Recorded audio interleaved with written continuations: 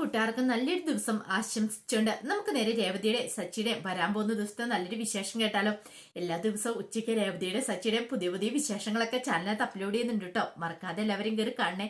അതോടൊപ്പം തന്നെ ആദ്യമായി കാണുന്നവരാണെങ്കിൽ ചാനൽ ഇഷ്ടപ്പെട്ട ഒന്ന് സബ്സ്ക്രൈബ് ചെയ്യാൻ മറക്കരുതേ. വീഡിയോ ഇഷ്ടപ്പെടുവാണെങ്കിൽ ലൈക്ക് ചെയ്യാനും മറക്കരുത് കേട്ടോ. നമ്മുടെ മുന്നോട്ടുള്ള യാത്രയിൽ നിങ്ങളുടെ സപ്പോർട്ട് ലൈക്കുമാണ് നമുക്ക് ഏറ്റവും കൂടുതൽ പ്രചോദനമായി മാറിക്കൊണ്ടിരിക്കണേ. അപ്പൊ നമുക്ക് നേരെ വിശേഷത്തിലേക്ക് പോയാലോ. അങ്ങനെ നമ്മൾ കാണാൻ പോകുന്ന സച്ചിയുടെ മുന്നിൽ ആകെപ്പാടം നാണം കെട്ട് ശ്രുതി നിൽക്കുകയാണ്. അവസാനം ശ്രുതിനെയും വിളിച്ചുകൊണ്ട് ശ്രുതി മുറിയിലേക്ക് ചെല്ലുവാണ്. പിന്നീട് പറഞ്ഞു, സച്ചി പറഞ്ഞു കേട്ടില്ലേ, ഇതിനേക്കാളും ഭേദം വല്ല തുണി തേക്കുന്ന തേപ്പുകട തുടക്കാനായിട്ടാണ്. എന്തിനാ ശ്രുതി ഇങ്ങനെയൊക്കെ ഈ നാണക്കേട് സഹിച്ചിങ്ങനെ നിൽക്കണമെന്ന് വെക്കുക. ഇത് കേട്ട് ശ്രുതി പറഞ്ഞു, അവൻ അങ്ങനെ പറയും, അവൻ ഇപ്പോഴല്ല, അവൻ എപ്പോഴും എന്നോട് ഇങ്ങനെ തന്നെയാ, ഞാൻ എപ്പോഴും എന്നെ കളിയാക്കിക്കൊണ്ടിരിക്കുന്നു പറയാ. ദേ കളിയാക്കുന്ന് പറഞ്ഞിട്ട് കാര്യമുണ്ടോ? എത്രയും പെട്ടെന്ന് ശ്രുതി ഒരു ജോലി കണ്ടെത്തണം എന്ന് പറയും. ഞാൻ ജോലി കണ്ടെത്താനാ? അതെ, ഇനി ജോലി കണ്ടെത്താതെ ഒരു മാർഗമില്ല. എന്താണല്ലോ എനിക്ക് കുഴപ്പമില്ല, പക്ഷെ ശ്രുതിക്ക് ഒരു ജോലി ഉണ്ടായാൽ മതിയാവുള്ളൂ. എന്ത് ജോലിയാണെന്ന് ഞാൻ ചോദിക്കുന്നില്ല. അത് പിന്നെ എന്റെ വിദ്യാഭ്യാസ യോഗ്യതയ്ക്ക് അനുസരിച്ചുള്ള ഒരു ജോലി കിട്ടണ്ടേ ശ്രുതി? എനിക്ക് ജോലി കിട്ടാത്തോണ്ടല്ലേന്ന് ചോദിക്കും. അത് പറഞ്ഞിട്ട് കാര്യമില്ല. എത്ര നാളെന്ന് വെച്ചാ എല്ലാവരുടെ മുന്നിൽ ഇങ്ങനെ നാണക്കേട് സഹിച്ച് മുന്നോട്ട് പോകുന്നത്? എനിക്ക് വയ്യ ഇനിയിപ്പൊ എല്ലാവരുടെ മുന്നിൽ ഇങ്ങനെ നാണം കെട്ട് നിൽക്കാനായിട്ട്. ശ്രുതിക്ക് ജോലി ഇല്ലെന്നുള്ളതിന്റെ പേരില് ഞാൻ എല്ലാവരുടെ മുന്നേ അപമാനിച്ച് തലമുനിച്ച് നിൽക്കേണ്ട അവസ്ഥയാണ് വന്നിരിക്കുന്നത്. ഇതൊക്കെ ശ്രുതി കാണുന്നില്ലേന്ന് ചോദിക്കാം. അത് ശരിയാ, പക്ഷേങ്കില് ഒരു പക്ഷേങ്കിലില്ല. ദേ ഇന്ന് ഇന്റർവ്യൂനാന്നും പറഞ്ഞ് പോകുന്നുണ്ട്. വന്ന് കഴിയുമ്പത്തിന് എന്തൊരു ജോലിയായിട്ട് തിരികെ വരാവുള്ളൂ. പറഞ്ഞ കേട്ടല്ലോ. ശരിയെന്ന് പറയണം. എന്നാ വാ ഫുഡ് കഴിച്ചിട്ട് പോകാന്നറിയാം. വേണ്ട, എനിക്ക് വേണ്ടാന്ന് പറയും. അതെന്താ ശ്രുതി അങ്ങനെ പറഞ്ഞേ? എനിക്ക് വേണ്ട, നല്ല വിശപ്പില്ലാന്ന് പറഞ്ഞിട്ട് ശ്രുതി അങ്ങോട്ടേക്ക് പോവാണ്. ശ്രുതിക്ക് ചില വിഷമമൊക്കെ തോന്നി. പക്ഷെ എന്ത് ചെയ്യാൻ പറ്റും? ജോലി ഇല്ലാതെ മുന്നോട്ട് പോകാൻ പറ്റില്ലല്ലോ. കാരണം ഓരോ ദിവസം എല്ലാവരുടെ മുന്നിൽ നാണം കെട്ടുകൊണ്ടിരിക്കുക. പാർക്കിൽ പോയി ഇത്രയും കാലം ദിവസങ്ങൾ കഴിച്ചു കൂട്ടുക എന്നുള്ള സത്യം അറിഞ്ഞതിന് ശേഷം കുത്താനായിട്ട് ഒരവസരം വന്നാൽ സച്ചി അതൊന്നും വിട്ടുകൊടുക്കാറില്ല. സച്ചിയാണ് മാക്സിമം അത് വിനിയോഗിക്കുകയും ചെയ്യുന്നുണ്ട്. അതൊക്കെ ഓർത്ത് കഴിഞ്ഞപ്പോഴത്തേനും ശ്രുതിക്ക് തലയ്ക്ക് ഭ്രാന്ത് പിടിക്കുന്ന പോലെ തോന്നി. പിന്നീട് ശ്രുതി ഇങ്ങനെ ജോലി അന്വേഷിച്ച് നടക്കുകയാണ്. ഒരിടത്ത് ചെന്നിട്ട് ജോലി ശരിയായില്ല. അതേ വിദ്യാഭ്യാസ യോഗ്യത വേണ്ടായിരുന്നു. ഈ വിദ്യാഭ്യാസം ഒരു പ്രശ്നം തന്നെയാണ്. കാരണം വിദ്യാഭ്യാസം കുറഞ്ഞ ജോലിക്കാണെങ്കിൽ ആൾക്കാരെ എടുക്കുന്നുണ്ട്. വിദ്യാഭ്യാസം കൂടുതലാന്ന് പറഞ്ഞുകൊണ്ട് പല കമ്പനികളും നിരസിച്ചു വിടുവാണ്. അവർക്ക് ഇത്തരം വിദ്യാഭ്യാസ യോഗ്യതയുള്ള ആളെ വേണ്ട പോലും. ഇനിയിപ്പോ എന്ത് ചെയ്യും? അങ്ങനെ ഓർത്ത് പോയ സമയത്താണ് അവിടെ ഒരു ചെറിയൊരു പോസ്റ്റർ വെച്ചേക്കുന്ന കണ്ടത്. അത്തരം രീതിക്ക് ജോലിക്ക് ആളെ ആവശ്യമുണ്ടെന്ന് പറഞ്ഞിട്ട് അങ്ങനെ ശ്രുതി എന്ത് ചെയ്യുക, അങ്ങോട്ടേക്ക് ചെല്ലുകയാണ്. അതൊരു ഹോട്ടലായിരുന്നു, വലിയ വലിയ റെസ്റ്റോറൻ്റ് ആയിരുന്നു. അങ്ങോട്ടേക്ക് ശ്രുതി കയറി ചെന്നു. അപ്പത്തേനും അവിടുത്തെ ആൾ വന്നിട്ട് എന്താ കാര്യം ചോദിക്കാം. അത് പിന്നെ ഞാൻ ഒരാളെ ഉള്ളോ, അവിടെ ടേബിൾ ഉണ്ടല്ലോ, ഫ്രീ ആയിട്ടുണ്ടല്ലോ, അവിടെ ഇരുന്നോളം പറയാം. അല്ല ഞാൻ ഫുഡ് കഴിക്കാൻ വന്ന അല്ലെന്ന് പറയും. പിന്നെ അതൊരു ജോലി വേക്കൻസി ഉണ്ടെന്ന് കണ്ട, അതുകൊണ്ട് ഓ അതിന് വേണ്ടിയിട്ട് വന്നാണോ, എന്നാ വരാൻ പറഞ്ഞ് ഞങ്ങൾ വിളിച്ചോണ്ട് പോവാണ്. പിന്നീട് അതിന്റെ ഓർഡർ അടുത്തേക്ക് കൊണ്ടുവരുവാണ്. അല്ല എന്താ കാര്യം? ജോലിക്ക് ആളെ ആവശ്യമുണ്ടെന്ന് പറഞ്ഞാൽ അന്വേഷിച്ച് വന്നാന്ന് പറയും. ഓ മനസ്സിലായി, അതെ ഇവിടെ സപ്ലയർ പോസ്റ്റ് ഉണ്ടെന്ന് പറയാണ്. ഈ സപ്ലയർ പോസ്റ്റ് എന്ന് പറഞ്ഞാല് പിന്നെ അത് മാത്രമല്ല ഓർഡർ എടുക്കുന്ന ഒരു ഒഴിവും കൂടെ ഉണ്ടെന്ന് പറഞ്ഞാൽ അങ്ങനെ മൊത്തം 3 ഒഴിവുള്ളതെന്ന് പറയാണ്. അല്ല നിങ്ങൾ ഏത് പോസ്റ്റിലേക്കാണ് വന്നേക്കുന്നത് ചോദിക്കും. അപ്പൊ ശ്രുതിക്ക് എന്ത് ചെയ്യണമെന്ന് അറിയത്തില്ല. ഈ സപ്ലയർ പോസ്റ്റ് എന്ന് പറഞ്ഞാൽ എന്താണെന്ന് അറിയത്തില്ല. ശ്രുതി ഇങ്ങനെ ചോദിച്ചു, അത് എന്ത് ജോലിയാന്ന് ചോദിക്കണം. അപ്പൊ അതുപോലും അറിയില്ലാതെയാണോ ജോലിക്ക് അന്വേഷിച്ച് വന്നേക്കെന്ന് ചോദിക്കും. അതാണെങ്കിൽ അടുക്കളയിൽ പോയി സാധനങ്ങളൊക്കെ എടുത്തോണ്ട് കൊടുക്കണം. ഓർഡർ ചെയ്ത സാധനങ്ങളൊക്കെ എടുത്തോണ്ട് വന്ന് ടേബിളിൽ കൊണ്ട് അവർക്ക് കൊടുക്കുകയൊക്കെ ചെയ്യണം. ഓ അതാണല്ലേ. അപ്പൊ അത് ഭയങ്കര റിസ്ക് ഉള്ള ജോലിയാണ്. അങ്ങോട്ടും ഇങ്ങോട്ടും ഓടി നടക്കണം, അടുക്കളയിൽ പോയി സാധനങ്ങളൊക്കെ എടുക്കണം. അത് വേണോ? അത് വേണ്ട. ഈ ഓർഡർ എടുക്കുന്ന അതാണ്. പിന്നെ ഓരോരുത്തർ വരുമ്പോൾ അവരുടെ ഓർഡർ എടുത്താൽ മതി. ഓ അത് കുഴപ്പമില്ല. ഈ ബുക്കൊക്കെ പിടിച്ചിങ്ങനെ എഴുതി വെച്ചിട്ട് അവർക്കുള്ള ഓർഡർ എടുത്താൽ മതി. എന്നാ കുഴപ്പമില്ല. അന്നെങ്കിൽ എനിക്ക് ആ ഓർഡർ പോസ്റ്റ് മതി എന്ന് പറയണം. അല്ല വിദ്യാഭ്യാസം എങ്ങനെയാന്ന് ചോദിക്കുക. അതെന്താ അങ്ങനെ ചോദിച്ചാൽ, അല്ല ചില വിദ്യാഭ്യാസമുള്ള അവന്മാർ വരും, 2 ദിവസം വന്നിട്ട് 3-ാം ദിവസം അവന്മാർ ഇവിടുന്ന് ഇട്ടെറിഞ്ഞിട്ട് പോകും. അതുകൊണ്ടാ ചോദിച്ചാൽ. ഇതിനൊക്കെ അധികം വിദ്യാഭ്യാസ യോഗ്യത ഇല്ലാത്തവരാ വേണ്ടേന്ന് പറയാം. പെട്ടെന്ന് ശ്രുതി പറഞ്ഞു, എനിക്ക് 10ാം ക്ലാസ് യോഗ്യത ഉള്ളെന്ന് പറയണം. അതെങ്ങനെയാണെങ്കിലല്ലേ ജോലി കിട്ടത്തുള്ളൂ. അങ്ങനെ ശ്രുതിയോട് പറഞ്ഞു, ഓ അങ്ങനെയാണ് കുഴപ്പമില്ല, ജോലിക്ക് കയറിക്കോളാൻ പറയാം. എന്നാ ഞാൻ നാളെ വരാന്ന് പറയാം. എന്തിനാ നാളെ ആക്കുന്നേ? ഇന്ന് തന്നെ കയറിക്കോളാൻ പറയാനേ. ഇന്ന് തന്നെ? അതെ ഇന്ന് തന്നെ കയറിക്കോ എന്നും പറഞ്ഞുകൊണ്ട് ഓർഡർ കൊടുക്കുന്ന ബുക്കൊക്കെ എടുത്ത് കയ്യിലേക്ക് കൊടുക്കണം. ജോലിക്ക് കയറിക്കോളാൻ പറഞ്ഞിട്ട് പിന്നീട് പറഞ്ഞു, എന്തെങ്കിലും സംശയം ഉണ്ടെങ്കിൽ ചോദിച്ചാൽ മതി, പറഞ്ഞു തരാന്നൊക്കെ പറയണം. അങ്ങനെ ശ്രുതി ആ ജോലിക്ക് കയറണം. വേറൊരു ജോലിയും കിട്ടിയില്ല. ആ ജോലിയെങ്കിൽ ആ ജോലി ഇല്ലാതെ വൈകുന്നേരം വീട്ടിലേക്ക് ചെല്ലാൻ പറ്റില്ലല്ലോ. ഈ സമയം രേവതി വീട്ടിലേക്ക് വന്ന് ഫുഡൊക്കെ ഉണ്ടാക്കുവാണ്. അപ്പോഴേക്കാണ് അങ്ങോട്ടേക്ക് സച്ചു വന്നിട്ട്, നീ ഇവിടെ വന്നിരിക്കണോ? അപ്പൊ കടയിലോ? അല്ല ഇവിടുത്തെ ഫുഡും കാര്യങ്ങളൊക്കെ ഉണ്ടാക്കണം, അതുകൊണ്ട്. ഓ ഫുഡും കാര്യങ്ങളും ഉണ്ടാക്കിയിട്ടുണ്ടെങ്കിൽ കടയിലെ കാര്യങ്ങൾ ആരാ നോക്കുന്നത്? ഈ സമയത്ത് അധികം തിരക്കുകളും കാര്യങ്ങളൊന്നും കാണത്തില്ല. വൈകുന്നേരത്തുള്ള ആഹാരം ഉണ്ടാക്കി വെക്കാന്ന് ഓർത്ത് വന്നാന്ന് പറയും. അന്നൊരു കാര്യം ചെയ്യാം, ഞാൻ പോയി കടയിലിരിക്കാന്ന് പറയാം. എന്നിട്ടോ കടയിൽ എന്നിട്ട് ഞാൻ എന്താ വരുന്നവർക്ക് പൂവിട്ട് എടുത്തു കൊടുക്കും. അതിന് മാല കെട്ടാറിയോ? മാല കെട്ടാൻ അറിയില്ലെങ്കിലും മാല കെട്ടിവെച്ചെങ്ങനെ എടുത്തു കൊടുക്കാൻ അറിയാലോ. പിന്നെ പൂ ചോദിച്ചിട്ട് പൂ എടുത്തു കൊടുക്കാനും അറിയാലോ എന്ന് പറയണം. ഓഹോ, അങ്ങനെയാണോ? എന്നാ കൈ നീട്ടാൻ പറയണം. കൈ നീട്ടി രേവതി തന്റെ കൈയും സച്ചിയുടെ കൈയും കൂടെ വെച്ചു. കാരണം രേവതിയുടെ കൈയേക്കാളും വലിയ കൈയുള്ള സച്ചിയുടെ കൈയ്യ. കണ്ടോ, ഇത് നമ്മുടെ കൈയും തമ്മിൽ എത്ര വ്യത്യാസമാണെന്ന് നോക്കിയേ. ഒരു ഒരു 1.5 മുഴം. കാരണം 1 മുഴം പൂ ചോദിക്കുന്നവർക്ക് സച്ചേട്ടൻ എടുത്തു കൊടുത്തിട്ടുണ്ടെങ്കിൽ 1.5 മുഴം പൂ എടുത്തു കൊടുക്കും. അങ്ങനെയാണെങ്കിൽ പെട്ടെന്ന് തന്നെ പൂ തീരും, കട കാലിയാവും ചെയ്യും, പൈസ ഒട്ട് കിട്ടത്തുമില്ലെന്ന് പറയാണ്. ഇതികോട്ടെ സച്ചു, ഓ ഇതിനകത്ത് ഇങ്ങനെയൊക്കെ ഉണ്ടായിരുന്നില്ലേ, ഇതൊന്നും ഞാൻ പ്രതീക്ഷിച്ച കാര്യമല്ലെന്ന് പറയും. അത് ഇങ്ങനെയൊക്കെ നോക്കണം, എന്റെ കൈ കുറച്ച് കുഞ്ഞു കൈയാ, അപ്പൊ 1 മുഴം ഈ കൈക്ക് എടുത്തു കൊടുത്താൽ ഇത്രയും മതി. പക്ഷെ സച്ചേട്ടൻ ഇച്ചിരി വലിയ കൈ ആയതുകൊണ്ട് നമുക്ക് നഷ്ടം ഉണ്ടാകത്തുള്ളൂ. അതുകൊണ്ട് സച്ചേട്ടൻ ഇപ്പൊ തൽക്കാലത്തേക്ക് പൂവൊന്നും എടുത്തു കൊടുക്കാൻ പോകണ്ട, ഇവിടെ നിൽക്കാൻ പറയാണ്. അങ്ങനെ സച്ചി അവിടെ നിൽക്കുക. അങ്ങനെ സച്ചി അവിടെ നിൽക്കുന്ന സമയത്താണ് ശ്രുതി അങ്ങോട്ട് വരുന്നത്. ശ്രുതി വന്നിട്ട് അമ്മേ അച്ഛന്നൊക്കെ പറഞ്ഞ് കിടന്ന് വിളിക്കുവാണ്. പിന്നീട് രേവതിനെ അല്ല ശ്രുതിനെ, വർഷൻ, ശ്രീകാന്തിനെ എല്ലാം വിളിക്കുക. ഈ സമയം സച്ചു ചോദിച്ചു, എന്താണ് നീ എന്നെ വിളിക്കാതെ? നീ ഇവിടെ നിൽപ്പട്ടല്ലോ, പിന്നെ ഞാൻ നിന്നെ പ്രത്യേകിച്ച് വിളിക്കേണ്ട കാര്യമില്ലോ എന്ന് പറയും. രവീന്ദ്രൻ വന്നിട്ട് ചോദിച്ചു, എന്താടാ നീ എന്താണ് കിടന്ന് വിളിച്ചലരുന്ന കാര്യം എന്താന്ന് ചോദിക്കുകയാണ്. ഈ സമയം ശ്രുതി വന്നിട്ട് ചോദിച്ചു, എന്താ ശ്രുതി നീ വിളിച്ചെന്താന്ന് ചോദിക്കും. നിനക്ക് ഇഷ്ടപ്പെട്ട അലുവ ഞാൻ കൊണ്ടുവന്നിട്ടുണ്ടെന്ന് പറയും. അലുവയോ? അതെ, എനിക്ക് ആദ്യത്തെ ശമ്പളം കിട്ടിയെന്ന് ഞാൻ മേടിച്ചോണ്ട് വന്നാന്ന് പറയും. ഇത് കേട്ട് കഴിഞ്ഞപ്പോഴത്തേനും സച്ചി ഒന്ന് നോക്കുവാണ് ശ്രുതിനെ. ഈ സമയം രവീന്ദ്രൻ ചോദിച്ചു, നിനക്ക് ജോലി കിട്ടിയോന്ന് ചോദിക്കും. കിട്ടിയെന്ന് പറയാണ്. അപ്പൊ ഇന്നലെ ഞാൻ പറഞ്ഞാൽ എന്തായാലും പ്രയോജനം ഉണ്ടായില്ലേ അച്ഛാ? ഇവനോട് തേപ്പ് കടയെങ്കിലും ഞാൻ തുടങ്ങാൻ പറഞ്ഞു. അപ്പൊ എന്തായാലും ഇവന് അതുകൊണ്ട് എവിടെയോ പോയി ജോലി വാങ്ങിച്ചിട്ടുണ്ട്. എന്നാലും എനിക്കൊരു സംശയം, എടാ നിനക്ക് എന്ത് ജോലിയാണ് കിട്ടിയെന്ന് ചോദിക്കും. അത് പിന്നെ നീ അറിയേണ്ട ആവശ്യമുണ്ടോ? എനിക്ക് നല്ലൊരു ഓഫീസ് ജോലിയാണ് കിട്ടിയേക്കെന്ന് പറയും. ഓഫീസ് ജോലി? എടാ ഓഫീസ് ജോലി മാസത്തിലല്ല ശമ്പളം കൊടുക്കത്തുള്ളൂ. അന്നന്ന് പൈസ കിട്ടുന്ന ജോലി എന്ന് പറഞ്ഞാൽ ഒന്നെങ്കിൽ കൂലിപ്പണിക്ക് പോകണം, അല്ലെങ്കിൽ അങ്ങനത്തെ എന്തെങ്കിലും ജോലിക്ക് പോയാലോ അന്നന്ന് ശമ്പളം കിട്ടത്തുള്ളൂ എന്ന് പറയണം. അല്ലാതെ ഓഫീസിലൊക്കെ ജോലിക്ക് പോയിട്ടുണ്ടെങ്കിൽ മാസാവസാനം ശമ്പളം കിട്ടത്തുള്ളൂ എന്ന് പറയാം. ഇത് കേട്ടതിന് രവീന്ദ്രൻ പറഞ്ഞു, അത് ശരിയാണല്ലോ, അങ്ങനത്തെ ജോലിക്കാണ് അങ്ങനെ കിട്ടത്തുള്ളൂ. പിന്നെ നീ എന്ത് ജോലിക്കാ പോയെന്ന് ചോദിക്കും. അച്ഛാ അങ്ങനെയൊന്നുമില്ല, ഇതൊരു നല്ല ജോലി തന്നെയാ. ഇത് പിന്നെ ആദ്യം ചെല്ലുമ്പോൾ തന്നെ മുതലായ അവർക്ക് ശമ്പളം കൊടുക്കും. എന്തിനാണെന്നറിയാവോ?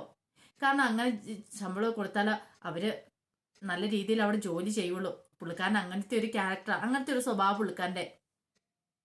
വരുന്ന ആൾക്കാർ നല്ല രീതിയിൽ കമ്പനിക്ക് വേണ്ടി ജോലി ചെയ്യാനായിട്ട് അയാൾ അവരെ പ്രചോദനം കൊടുക്കാൻ വേണ്ടി ശമ്പളമൊക്കെ നേരിട്ട് കൊടുക്കുന്നതെന്ന് പറയണം. ഓ അങ്ങനെയാണോ?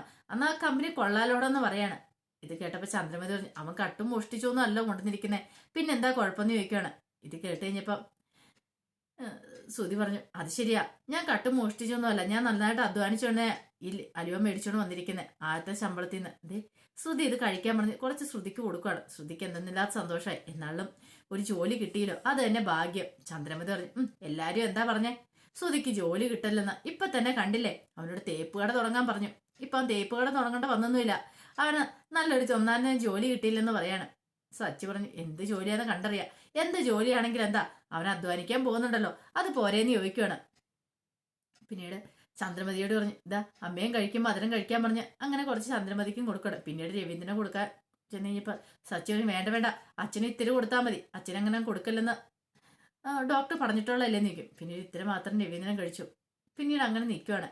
ഈ സമയത്ത് ശ്രുതി പറഞ്ഞതേ, നമുക്ക് സന്തോഷമല്ലേ, സന്തോഷമുള്ള സമയത്ത് എല്ലാവർക്കും മധുരം കൊടുക്കണ്ടേ, രേവതിക്ക് കൂടെ കൊടുക്കാൻ പറയണം. ഇത് കേട്ട രേവതി ഇങ്ങനെ നോക്കി. പെട്ടെന്ന് സച്ചി പറഞ്ഞു, ശ്രുതി രേവതിക്ക് നീ അധികം മധുരം കൊടുക്കാൻ നോക്കണ്ട. നീ കുറെ അലുവ കൊടുത്തായിരുന്നു എന്നാ കല്യാണ മണ്ഡപത്തിൽ വെച്ചിട്ട്, അറിയാലോ അന്ന് നീ ഒളിച്ചോടി പോയതാ, അതിൽ കൂടുതൽ മധുരം ഇനി എന്നാ കൊടുക്കാനുള്ളേ, അതുകൊണ്ട് നീ കൊടുക്കണ്ട, തൽക്കാലത്തേക്ക് ഞാൻ കഴിക്കാം, ഒന്ന് നോക്കട്ടെ എന്ന് പറയണം. എന്നും പറഞ്ഞ് സച്ചി അലുവ മേടിച്ചിട്ട് കഴിച്ചു. കൊള്ളാം, ഇത് അവിടെയുള്ള ആ വലിയ റെസ്റ്റോറൻറ്റിലെ അവിടെ നിന്ന് മേടിച്ച അലുവയാണല്ലോ, കൃത്യമായിട്ട് സച്ചി ഇത് പറയണം. ഇത് കേട്ട ചന്ദ്രമതി, അതൊക്കെയാണ് നിനക്ക് മനസ്സിലാവുന്നേ, ഞാനവിടെ സ്ഥിരം കസ്റ്റമേഴ്സിനെ കൊണ്ടേ ഇറക്കി വിടാണ്ട്, അതുകൊണ്ട് എനിക്ക് ഏകദേശം കാര്യങ്ങളൊക്കെ അറിയാമെന്ന് പറയാണ്. പിന്നെ എന്നോടാണാ പറയുന്നേ എന്നൊക്കെ സച്ചി പറയാണ്. പിന്നീട് സച്ചി പറഞ്ഞു, ഇനിയിപ്പോൾ അവൻ അങ്ങനത്തെ വല്ല പണിയെങ്ങാനും ആണോ? ഇത് കേട്ടത് രവീന്ദ്രൻ, സച്ചി നീ ഒന്നും മിണ്ടാതിരിക്കുക, അവൻ എന്തേലും ഒരു ജോലി ചെയ്യട്ടെ എന്ന് പറയാണ്. ജോലി ഇല്ലാതെ വെറുതെ ഇരിക്കുന്നേക്കാളും ഭേദമില്ലെന്ന് ചോദിക്കുക. സച്ചി പറഞ്ഞു, അത് ശരിയാ, ഞാൻ അങ്ങനെയൊക്കെ പറഞ്ഞോണ്ടല്ലേ അവൻ ഇത്രയും പെട്ടെന്ന് ജോലി നോക്കാന്, അല്ലെങ്കിൽ അവൻ ഇപ്പോഴും ആ പാർക്കിൽ പോയി കിടന്നുറങ്ങിയാനും. അവന്റെ കള്ളത്തരം പിടിച്ചുകൊണ്ട് ഇത്രയെങ്കിലും ഉപകാരം ഉണ്ടായെന്ന് പറയാണ്. പിന്നീട് അങ്ങോട്ടേക്ക് പോവാണ്. ഈ സമയം ശ്രുതി മുറിയിലേക്ക് പോന്നു. കുറെ ശ്രുതിയും കൂടെ വരുവാണ്. അപ്പൊ ശ്രുതി ചോദിച്ചു, സത്യം പറ ശ്രുതി, നിനക്ക് ജോലി കിട്ടിയത് തന്നെയാണോ? അതെ, നീയാണ് സത്യം, എനിക്ക് ജോലി കിട്ടിയത്, ഇനി ഞാൻ കള്ളത്തരം പറയില്ല എന്ന് പറയാണ്. എന്ത് ജോലി കിട്ടിയത്? എന്ത് ജോലിയാന്ന് ചോദിക്കേണ്ട കാര്യമില്ല. ഒരു ജോലി കിട്ടി അത്ര മാത്രം അറിഞ്ഞാൽ മതി.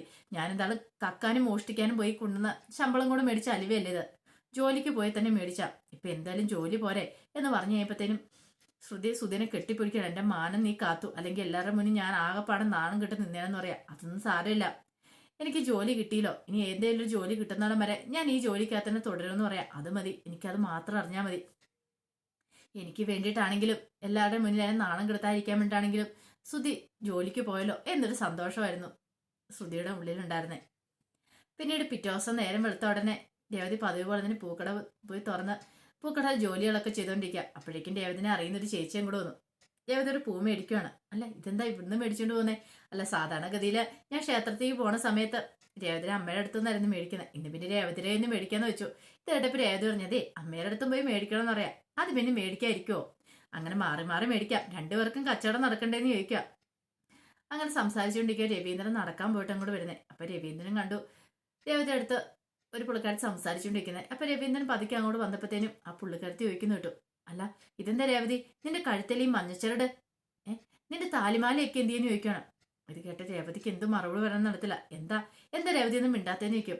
എന്ത് പറ്റി, ഇനിയിപ്പം നിന്റെ അമ്മായിമ്മ എങ്ങനെ മേടിച്ചു വെച്ചോ? ഇത് കേട്ടപ്പോ രേവതി അങ്ങനെയൊന്നുമില്ല, എന്റെ അമ്മ പാവാന്ന് പറയാണ്. ഇത് കേട്ടപ്പോ രവീന്ദ്രൻ ആകപ്പാടെ സങ്കടമായിപ്പോയി. ഇത്രയൊക്കെ ഇവളെ ഉപദ്രവിച്ചിട്ടും ഇവൾ ഇങ്ങനെയാണല്ലോ പറയണമെന്ന് ഓർത്തിട്ട്. അതെന്താ ചോദിച്ചാൽ അങ്ങനെ ചോദിച്ചെന്ന് ചോദിക്കാം. അമ്മായിമ്മ പാവാണെന്ന്. അല്ല, അത് പിന്നെ ഉണ്ടല്ലോ, നമ്മുടെ അപ്പുറത്തെ വീട്ടിലെ ആ വനജയുടെ അവിടുത്തെ ആ മോളെ കെട്ടിച്ചിട്ടുണ്ട്. അവിടുത്തെ അമ്മായിമ്മ ഭയങ്കര സാധനം വന്നേ.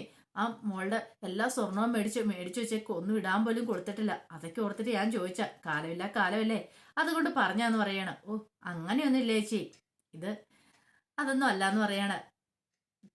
പിന്നെന്താ നീ ഇടാതിരിക്കുന്നേ?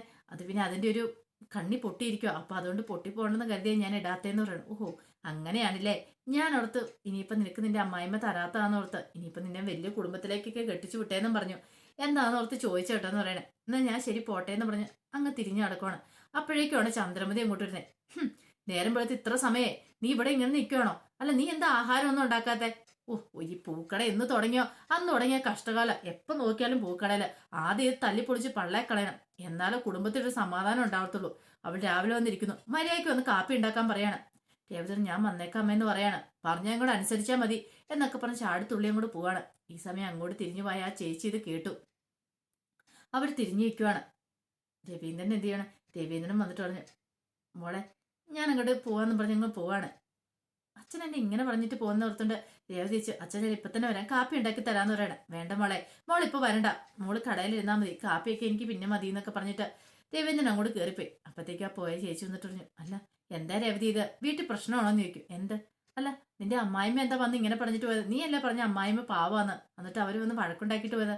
അതോ, അത് പിന്നെ ഞാനേ കാപ്പി ഉണ്ടാക്കിയില്ലെന്ന് കരുതിയിട്ട് പറഞ്ഞ, അതുകൊണ്ടാ സാല, ഞാൻ ഇപ്പൊ തന്നെ പോയി കാപ്പിയൊക്കെ ഉണ്ടാക്കി കൊടുക്കട്ടെ, കാരണം ഈ കടയെ തുടങ്ങിയ പിന്നെ എനിക്ക് ഇതൊന്നും സമയം കിട്ടുന്നില്ല എന്ന് പറയാണ്. അല്ലാതെ എൻ്റെ അമ്മ പാവ, അല്ലാതെ വേറെ കുഴപ്പങ്ങളൊന്നും ഇല്ലാന്ന് പറയാണ്. ശരിയെന്നും പറഞ്ഞിട്ട് ആ പുള്ളിക്കാരത്തി അങ്ങോട്ട് പോകണം. രേവതിക്ക് സങ്കടം വന്നു. പക്ഷെ എന്ത് ചെയ്യാൻ പറ്റും, അങ്ങനെയല്ലേ ചെയ്യാൻ പറ്റുള്ളൂ. ഈ സമയം രവീന്ദ്രൻ അകത്തേക്ക് വന്നു. ചന്ദ്രമതി അവിടെ ഇരിപ്പുണ്ടായിരുന്നു. ചന്ദ്രമതി ചോദിച്ചിട്ട്, നീ എന്ത് പരിപാടിയാണ് കാണിച്ചെന്ന് ചോദിക്കും. എന്ത്? നീ എന്തിനാ രേവതിയോട് പോയി വഴക്കുണ്ടാക്കിയത്? എങ്ങനെ വഴക്കുണ്ടാക്കി? അതെ, അവൾ അവിടെ മര്യാദയ്ക്ക് പൂമാല കെട്ടിക്കൊണ്ടിരിക്കുമല്ലേ, നീ അതിൻ്റെ അടുത്ത് കിടന്ന് ഒച്ചപ്പാടുണ്ടാക്കേണ്ട കാര്യമുണ്ടോ? ഇവിടെ അവള് മാത്രമല്ല പെണ്ണായിട്ടുള്ള, നീയുണ്ട്, പിന്നെ വേറെ രണ്ട് മരുമക്കളോടെ ഇല്ലേ, അവർക്ക് ഫുഡ് ഉണ്ടാക്കാൻ അറിയാൻ മേലെന്ന് ചോദിക്കും. ഓ, അവരുണ്ടാക്കാനോ? പിന്നെ അവരുണ്ടാക്കേണ്ട കാര്യമൊന്നും ഇല്ലാന്ന് പറയും. ഓഹോ, അപ്പൊ നിനക്കുണ്ടാക്കിയാൽ എന്താ കുഴപ്പം? എന്നെക്കൊണ്ടും പറ്റില്ലെന്ന് പറയും. എന്നാ പിന്നെ കഴിക്കുകയോ വേണമെന്ന് രവീന്ദ്രൻ പറയാ. അവള് തന്നെ എല്ലാം ചെയ്യണം നിനക്കെന്നെ അത്ര നിർബന്ധം എന്ന് ചോദിക്കും. പിന്നെ ഞാനൊന്നും പറയുന്നില്ല. ദേ ചന്ദ്ര, ഒരു കാര്യം ഞാൻ പറഞ്ഞേക്കാം, എന്തിനു വേദന അവള് വേണമെന്ന് വാശി പിടിക്കരുത്. വേണമെങ്കിൽ സ്വന്തമായിട്ട് കുറച്ച് ആഹാരമൊക്കെ ഉണ്ടാക്കി കഴിക്കാന്ന് പറയാണ്. അല്ലാതെ എന്തിനു വേദന അവളുടെ മേലെ കുതിര കയറാൻ പോകേണ്ട കാര്യമില്ല. പറഞ്ഞു കേട്ടല്ലോ. പിന്നെ അവളൊരു പുണ്യാളത്തി വന്നിരിക്കുന്നു. രവീന്ദ്രൻ പറഞ്ഞു, നീ എങ്ങനെയൊക്കെ പറയുള്ളൂ. ഇപ്പൊ തന്നെ അവളോട് ആൾക്കാരൊക്കെ ചോദിക്കുമ്പോൾ അവൾ ഓരോന്ന് പറയുന്നുണ്ട്. എന്താണെന്നറിയാവോ, അവളുടെ കഴുത്തിൽ താലിമാല പോലും ഇല്ല. അത് നിന്റെ കയ്യിലാന്നുള്ള കാര്യം അവള് പറഞ്ഞിട്ട് പോലും ഇല്ല ആരോടും. അത് മാത്രല്ല, നീ ഇങ്ങനെ ഓരോന്നിടത്ത് പോര് കുത്തുന്ന കാര്യമൊന്നും അവള് പറഞ്ഞിട്ടില്ല. നീ നല്ലവളാന്ന് മാത്രം എല്ലാവരും പറഞ്ഞേക്കുന്നത്. അവൾ അല്ലായിരിക്കണം എന്നെ കുറിച്ച് അങ്ങനെ പറയണേ. നിനക്ക് അങ്ങനെയൊക്കെ തോന്നുള്ളൂ ചന്ദ്രേ, നിന്റെ സ്വഭാവം അങ്ങനെയാണല്ലോ. ദേ കൂടുതൽ അവൾക്ക് ഒത്താശ പറഞ്ഞാൽ രവിയേട്ടൻ വരണ്ട, എനിക്ക് ഇഷ്ടപ്പെടില്ല എന്ന് പറയണം. അപ്പോഴേക്കാണ് രേവതി അങ്ങോട്ട് ഇരുന്നേ. രേവതി ഇത് കേട്ടു. രേവതിക്ക് സങ്കടമെങ്കിൽ രേവതി മൈൻഡ് ചെയ്തില്ല. പിന്നീട് രവീന്ദ്രൻ പറഞ്ഞു, അതെ നീ അവളുടെ മാലയൊക്കെ മേടിച്ചു വെച്ചില്ല, അതങ്ങ് തിരിച്ചു കൊടുത്തേക്കാൻ പറയാം. ഞാൻ എന്തിനു തിരിച്ചു കൊടുക്കണം? അവൾ ഊരി വെച്ചല്ലേ, വേണമെങ്കിൽ അവളുടെ അടുത്തിടും, പിന്നെ ഞാൻ തിരിച്ചു കൊടുക്കേണ്ട കാര്യമൊന്നുമില്ലെന്ന് പറയാണ്. ഇത് കേട്ടോണ്ട് സച്ചി മുറിയിൽ നിന്ന് ഇറങ്ങി വരുവാണ്. ഈ സമയം രേവതി പറഞ്ഞു, എനിക്ക് ആരുടെ മാലയൊന്നും വേണ്ട, എനിക്ക് എന്റെ സച്ചിയേട്ടൻ മേടിച്ചു തന്നോളൂ, എന്റെ ഭർത്താവ് എനിക്ക് മേടിച്ചു തന്നോളൂ എന്ന് പറയാം. ഓ, നിന്റെ ഭർത്താവ് മേടിച്ചിരുന്നിട്ട് നീ ഇടുള്ളായിരിക്കും അല്ലേ? അന്നെങ്കിൽ നിനക്ക് ഇടേണ്ട കാര്യം വരത്തില്ല. ഒരു 10-60 വയസ്സായി കഴിയുമ്പോഴായിരിക്കും അവന് നിനക്ക് മേടിച്ചു തരുള്ളൂ. ആ സമയത്ത് നീ കുഴിയിലേക്ക് പോകാറായിട്ടുണ്ടാക്കും. പിന്നെ നിനക്ക് എന്തിനാ ഇനി മാലയും മോതിരം ചോദിക്കുക. ഇത് കേട്ട രേവതി പറഞ്ഞു, ആയിക്കോട്ടെ, എന്നാലും കുഴപ്പമില്ല, എന്റെ സച്ചിയേട്ടൻ മേടിച്ചു തരുമ്പോൾ ഞാൻ ഇട്ടോളാന്ന് പറയാണ്. അപ്പോഴേക്കും സച്ചിയോട് രവീന്ദ്രൻ പറഞ്ഞു, കേട്ടില്ലേടാ, നീ നീ ഇനി അവളെ കൊണ്ട് എന്തെങ്കിലും മാലയോ എന്തെങ്കിലും മേടിച്ചു കൊടുക്കുക. പാവം, അവളുടെ കഴുത്തിൽ മഞ്ഞച്ചാടിട്ടോടാ നടക്കണേ, നീ മേടിച്ചു കൊടുക്കുന്ന പ്രതീക്ഷയോടെ അവള് കാത്തിരിക്കുമെന്ന് പറയണേ. ഇത് കേട്ടപ്പോൾ സച്ചോന്, അത് പിന്നെ അച്ഛാ ഞാൻ. ഇത് കേട്ടപ്പോൾ രേവതി പറഞ്ഞു, അച്ഛാ ഇപ്പൊ ഈ മഞ്ഞച്ചാട് ഇട്ടോണ്ട് നടന്നോർത്ത് ഒരു കുഴപ്പമില്ല, അറിയാലോ, ചോദിക്കുന്നവർ ചോദിച്ചോട്ടെ, എനിക്കൊരു പ്രശ്നമൊന്നും ഉള്ള കാര്യമല്ല. പിന്നെ സച്ചേട്ടന് പൈസ ഉണ്ടാക്കുന്ന സമയത്ത് സച്ചേട്ടൻ മേടിച്ചു തന്നോളും, അപ്പൊ ഞാൻ ഇട്ടോളാന്ന് പറയാണ്. ഇത് കേട്ട രവീന്ദ്രൻ ചന്ദ്രമതി പറഞ്ഞു, കേട്ടില്ല അവള് പറഞ്ഞേ, അവളുടെ സ്വഭാവം അത്ര നല്ലതായതുകൊണ്ടാ, അത് മനസ്സിലാകാതെ പോയ നീയാന്ന് പറയാണ്. ഈ സമയം സച്ചിയോട് രേവതി പറഞ്ഞു, ബാ കാപ്പി എടുത്ത് വെക്കാന്ന് പറയാണ്. എന്ന് പറഞ്ഞുകൊണ്ട് പിടിച്ചോണ്ട് അങ്ങോട്ട് പോവാണ്. ഈ സമയം ഇവളടുത്തു ചന്ദ്രമതി ഓർത്തു, ഇവള് കാപ്പി എപ്പോഴുണ്ടാക്കി? പെട്ടെന്ന് രവീന്ദ്രൻ പറഞ്ഞു, നീയേ അടുക്കള കയറി നോക്കണം, അല്ലാതെ ചുമ്മാ പോയി അവളെ ചീത്ത പറഞ്ഞിട്ട് കാര്യമില്ല. ഈ സമയം രേവതി വിളിച്ചു പറഞ്ഞു, അതെ ഞാൻ ഇടിയപ്പോ മുട്ടക്കറി എല്ലാം ഉണ്ടാക്കി വെച്ചിട്ടുണ്ടായിരുന്നു പറയാണ്. കേട്ടില്ലേ അവള് പറഞ്ഞേ, വെറുതെ കുറ്റപ്പെടുത്താനായിട്ട് മാത്രം എഴുന്നോളൂ എന്ന് പറഞ്ഞ് ചീത്ത പറഞ്ഞിട്ട് രവീന്ദ്രൻ അങ്ങോട്ട് എഴുന്നേറ്റ് പോവാണ്.